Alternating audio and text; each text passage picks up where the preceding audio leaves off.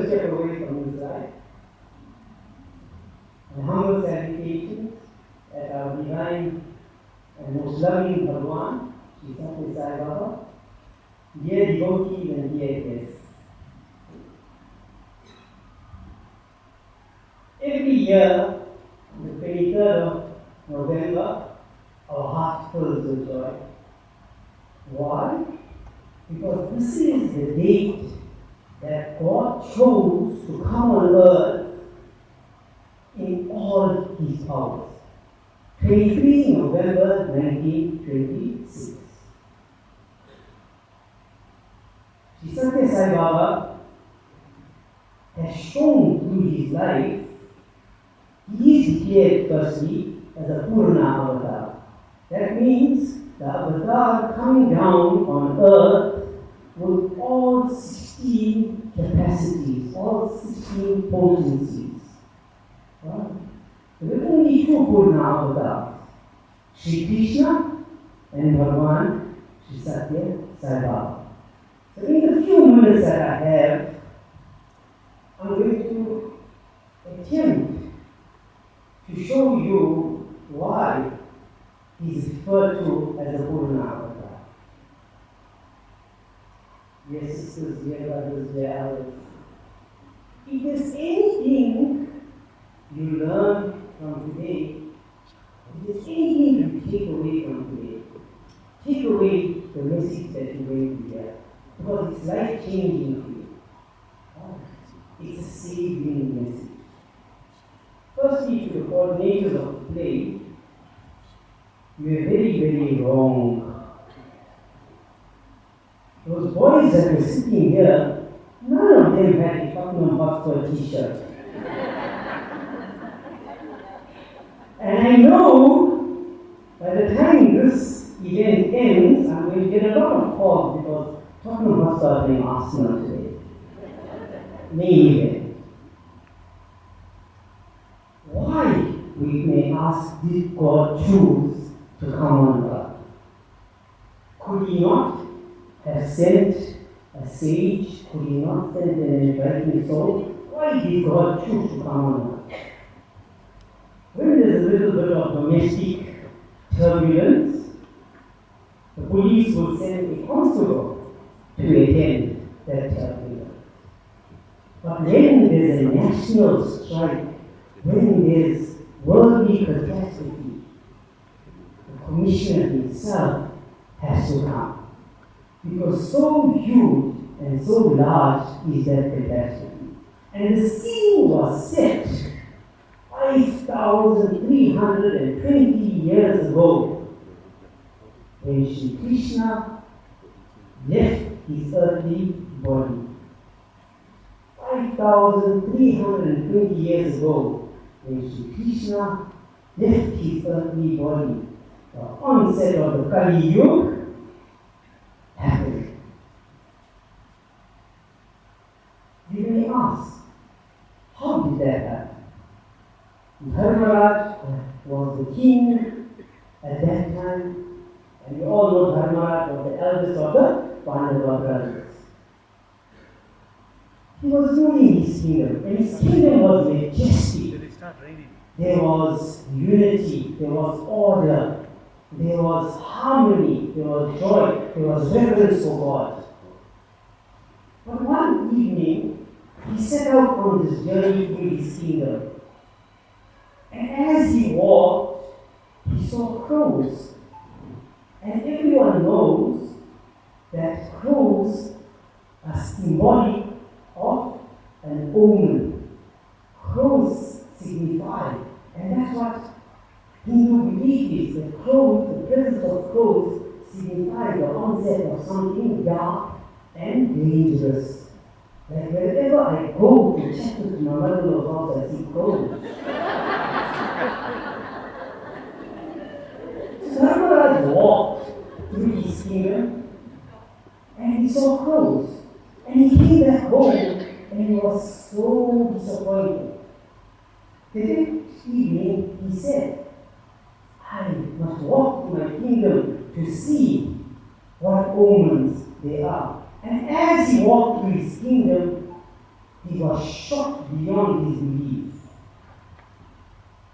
He saw ladies who should be tending to their house outside on the streets, conversing and flaunting with men who were not their husbands. He saw a cow refusing to give milk to its calf. He saw men gambling on the side of the street. All omens significant and describing this onset of what we call the Kali Yuga. The Kali Yuga, you know there are 4 yugas, and the Kali Yuga is that yuga that the most amount of destruction, the most amount of sadness and sorrow occurs. And the scene was set when he walked to his kingdom for God to come down himself on earth when there is this amount of catastrophe. You've heard, many of you have heard this, and you know it, and I'm not going to tell you about Bhagwan's life story. Right? There's enough books to describe it. But what I attempt to share with you is how Bhagwan has demonstrated the glory of being the Purna Avatar. So to start with, the Purna Avatar has 16 qualities. The quality of omnipotence, that means all powerful. The characteristic of omniscience, that means all knowing. The characteristic of being everywhere at the same time, omnipresent. The quality and the power to shower grace. And I'll describe each one as quickly as I can. And the quality of equanimity, justice, and equality. There's also, now those 5 qualities exist in the past, in the present, and in the future. So he has those qualities to go back into the past and manifest them, at present times to manifest them, and to manifest them in the future. That gives you 15. The 16th quality is the quality of omnifelicity. That means the quality to love unconditionally, right? Without condition. We men know about conditional love from our wives. We the best things get a new sari for her, a new outfit, but refuse it, and they look at the neighbor. I'm there. Just now someone will say, yes, is right, we're looking at the neighbor. So the one through his life demonstrated all these qualities. I'm going to start. In October 2002, NASA, who are the North American Space Association, decided that they were going to undertake photography of the Earth and the atmosphere around the Earth. Specialist cameras were set up on satellites sent around the Earth to take photographs. And they found that there was a pink hue means like a radiance, around the Earth. He maneuvered the satellite to find what is the source of that pink radiance. Where is that pink light coming from? Lo and behold, that pink light originated, and they confirmed it out of Buddha Party.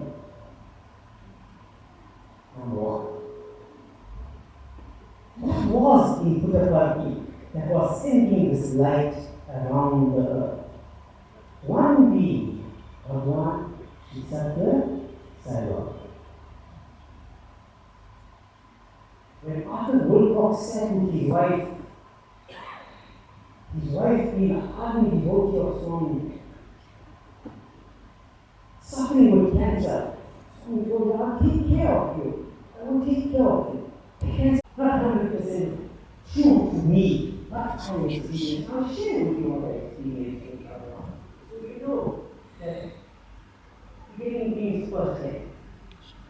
So, on my first trip in 1994 to Bhagwan, I was sitting, work here, on the sit and wait for Swami to come out. And there was an old man with cracked heels.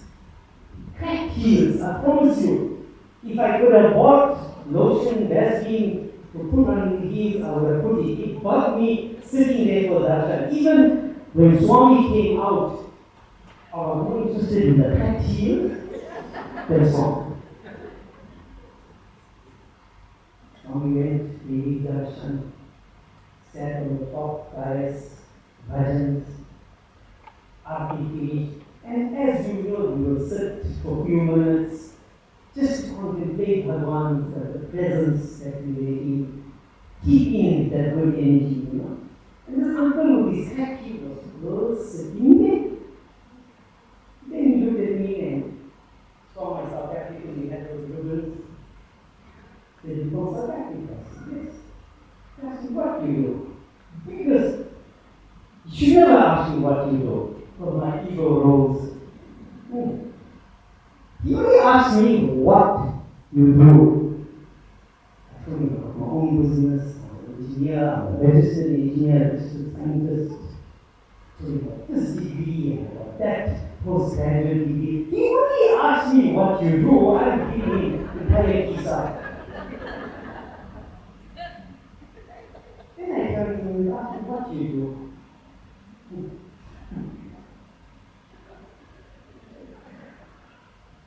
Head of surgery in the hospital.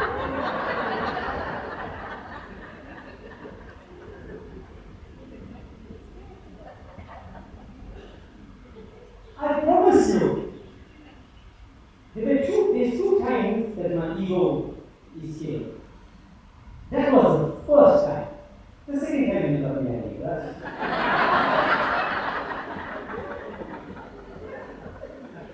How did Bhagwan know that?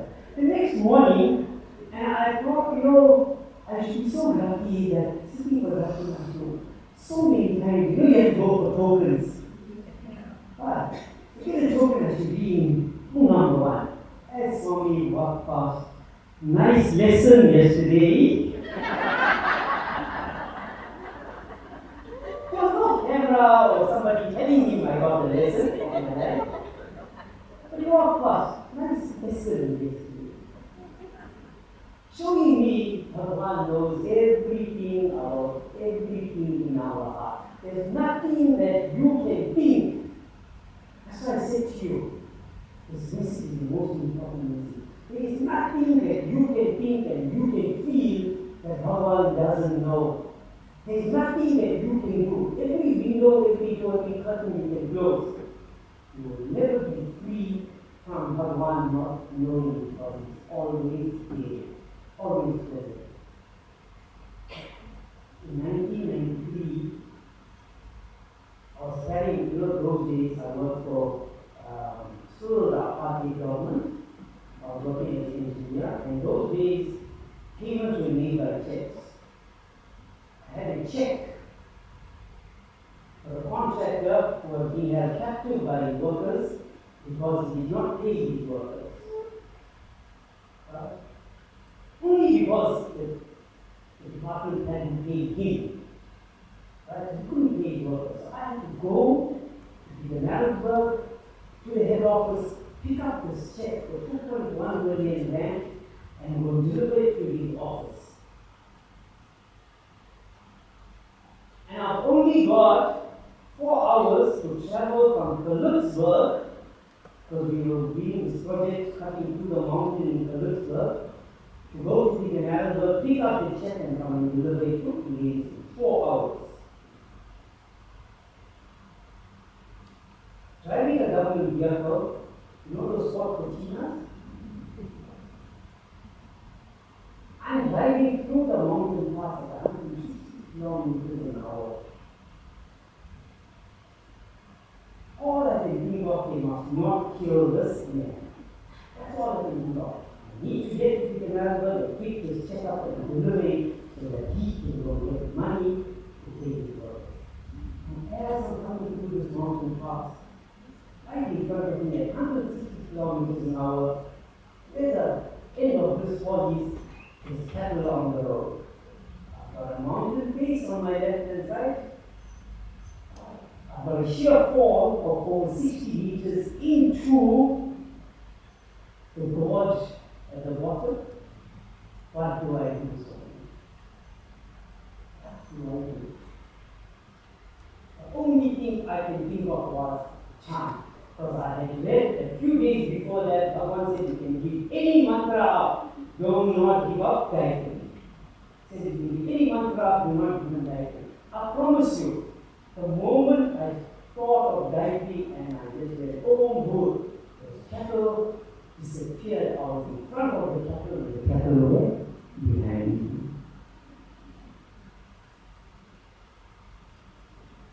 Same here. I'm a good driver, I promise you, right? I had an accident. Again, traveling a Philipsburg pass. Two of us in the vehicle. Unfortunately, when I was found, I was declared dead for 23 minutes. I was put in a body bag and taken to the Escort hospital. I'm from Escort. The Escort pork sausages sometimes.